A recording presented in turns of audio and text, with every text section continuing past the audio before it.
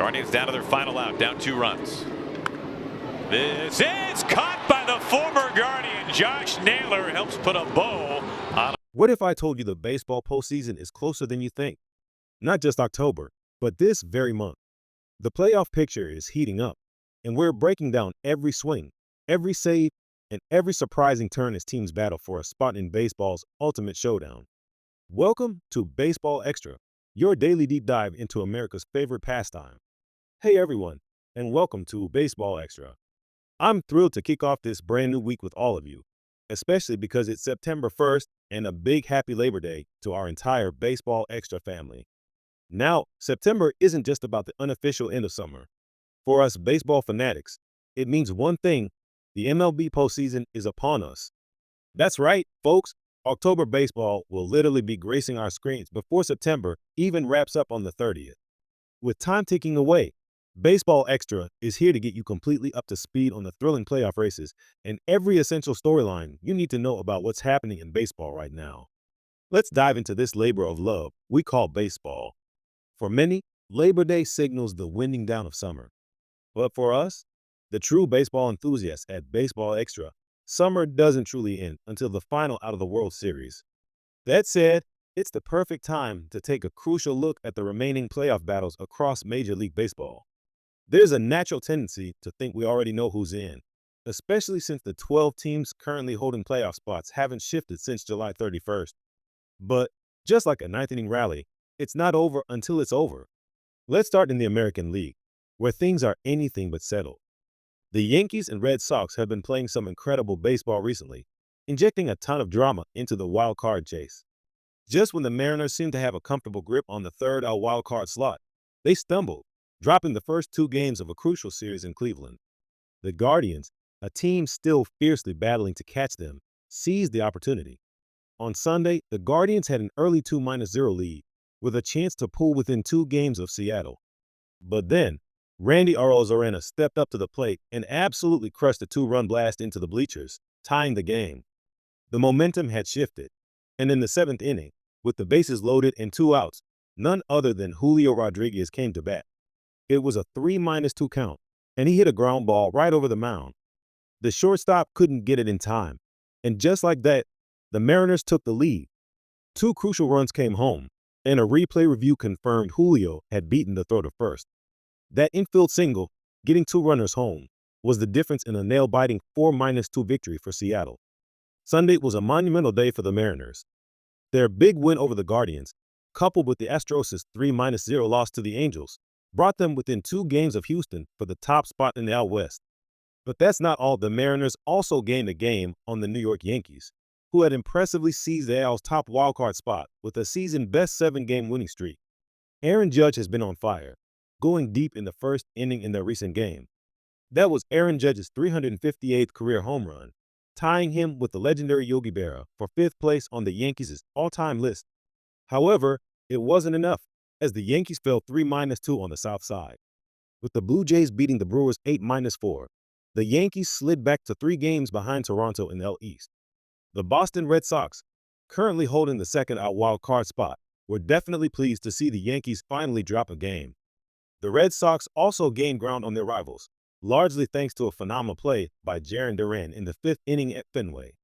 With the Sox and Pirates tied 1-1, Duran stepped up with 2 runners aboard and 2 outs.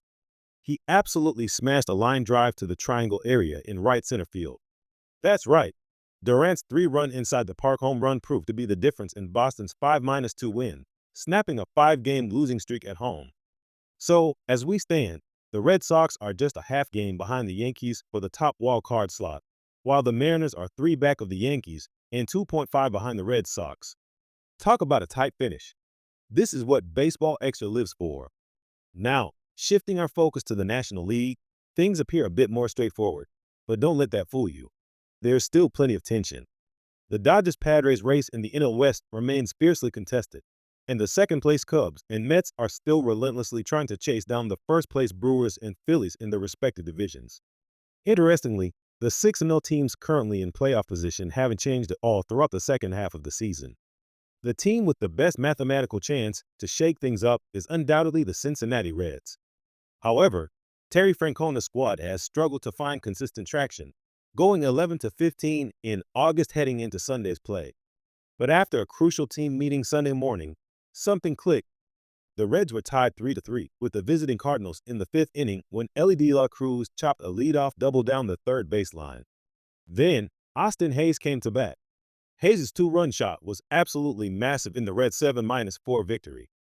This win, combined with the Mets' 5-1 home loss to the Marlins, pulled Cincinnati within 4 games of New York.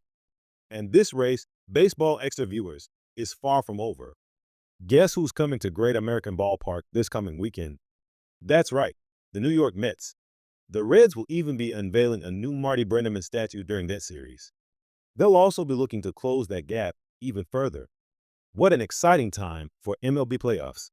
Coming up on Baseball Extra, a playoff hero makes a surprising move, but first, a quick break. Welcome back to Baseball Extra. Let's talk about some significant pitching news. Walker Buehler famously emerged from the Dodgers bullpen last fall to record the final outs of the World Series. However, he hasn't recorded many outs since. Signed to a one-year deal with the Red Sox for 2025, Buehler was a disappointment. He wore number 0, but his ERA was a concerning 5.45. Boston released him last week. Still, while Buehler hasn't been the same pitcher since returning from Tommy John surgery last year, it's hard to forget the memory of the two-time All-Star being one of the absolute best pitchers in baseball from 2018 to 2021, delivering 10 total scoreless innings in the LCS and World Series rounds last year. So, the Phillies, having recently lost Zach Wheeler for the rest of the season, are taking a chance that the old Buehler might just reappear. On Sunday, they signed the veteran right-hander to a minor league contract. He'll report to Triple-A Lehigh Valley. But because he joined the organization just before the calendar flipped to September, he is eligible to pitch for the Phillies in the postseason. That's a massive potential boost for Philly. Meanwhile, on the field, the Phillies face the Braves on Sunday Night Baseball, looking to complete a rare 4-game sweep. They got 6 2/3 scoreless innings from Jesus Luzardo and held a 1-0 lead heading into the 8th. But the Braves tied it in the 8th, and in the 9th, NL Rookie of the Year candidate Drake Baldwin put Atlanta on top with a massive swing. That homer gave the Braves a 3-1 lead they would not relinquish, as Atlanta managed to avoid the sweep. A crucial win for them. Elsewhere in MLB, the Dodgers looked a bit flat in their first 2 games against the D-backs this weekend. But in the bottom of the 9th inning on Sunday afternoon at Dodger Stadium, Will Smith pinch hit with the game tied at 4 and made some absolute magic happen. The Dodgers prevailed 5-4. While the Padres lost 7-2 to the Twins, bringing LA's lead in the West down to just 2 games. While that's the closest division race, the most lopsided one belongs to the Detroit Tigers in the American League Central, where they lead the second-place Royals by 9.5 games. This dominance is thanks in large part to Tarik Skubal, who did what Tarik Skubal does in Kansas City on Sunday. Skubal's 7 scoreless innings and a 5-0 win augmented his case for his second straight Cy Young Award. An incredible baseball performance. Former Tiger Justin Verlander won't be winning his 4th career Cy Young this season, but he did something spectacular, striking out 10 Orioles batters in a 13-2 win for the Giants. Brandon Lowe joined Ben Zobrist and Carlos Pena as the only players to hit 5 grand slams in their Rays career as Tampa Bay beat the Nats 7-4. Finally, the Rockies. Mickey Moniak walked off the Cubs with a 9th-inning RBI triple in a 6-5 win. It was the second walk-off triple of this MLB season. And get this, Cubs reliever Daniel Palencia allowed both of them. Ouch. Sorry for bringing that up, Daniel. That's all for today's Baseball Extra show. If you're off work today, put your feet up and enjoy a boatload of day baseball, including the MLB.TV free game of the day, where Chris Bassett and the first-place Blue Jays visit Hunter Green, and the Reds at 1:10 p.m. Eastern Time. I'll be back with you all tomorrow with more Baseball Extra insights and updates. Until then, thanks for tuning in. If you enjoyed this episode, please hit that like button, subscribe to Baseball Extra for daily content, and share this episode with the baseball lovers in your life. Have a fantastic Labor Day, everyone.